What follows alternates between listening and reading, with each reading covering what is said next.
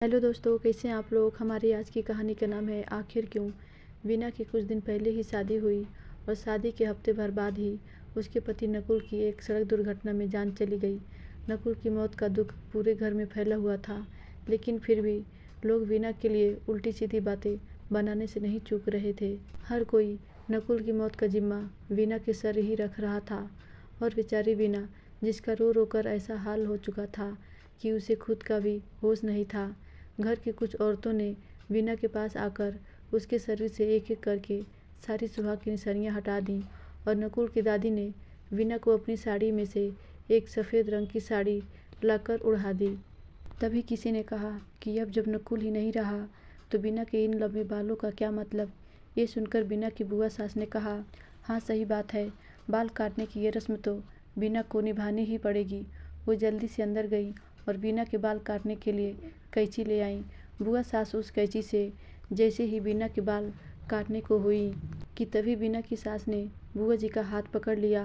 क्या कर रही हो दीदी, इस बेचारी बच्ची के बाल क्यों काट रही हो। वीना की सास ने वीना के सिर पर बड़े प्यार से हाथ फेरते हुए कहा। तो बुआ जी बोली, अरे ये तो परंपरा है, पति के चले जाने के बाद पत्नी को बाल काटने ही पड़ते हैं। सब औरतों के करते हैं, फिर इस वीना के भी कटेंगे ना। बुआ सास वीना के बाल काटने के लिए पूरी तैयार थीं, पर वहीं वीना की सास को अपनी बहू का दर्द साफ दिख रहा था। नहीं, मेरी वीना बाल नहीं कटवाएगी। रही परंपराओं की बात, तो कुछ परंपराएं अगर गलत हो तो उन्हें बदल देना चाहिए।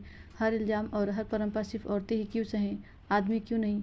क्या हर इल्ज़ाम और हर परंपरा का ठेका सिर्फ औरतों ने ही ले रखा है।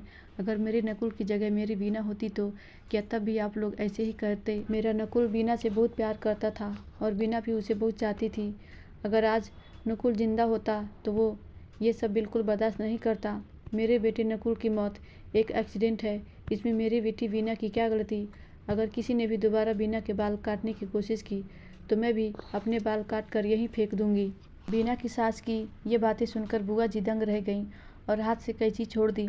अपनी सास को यूँ अपना साथ देता देख वीना की आंखें पहले से ज़्यादा भर आईं और वो रोते रोते अपनी सास के गले लग गई। उस वक्त वीना भले ही पूरी तरह टूटी हुई थी, पर अपनी सास का साथ पाकर उसका मन कुछ हल्का हो गया था। धन्यवाद दोस्तों, आशा करती हूँ ये छोटी सी कहानी आपको ज़रूर अच्छी लगी होगी। और दोस्तों, मेरा चैनल बहुत डाउन जा रहा है, इसलिए मेरी आपसे विनती है कि आप मेरे चैनल को सब्सक्राइब करके वीडियो को एक लाइक ज़रूर करें और मुझे सपोर्ट करें, क्योंकि आपका एक लाइक मुझे मोटिवेट करता है आगे बढ़ने के लिए। धन्यवाद दोस्तों।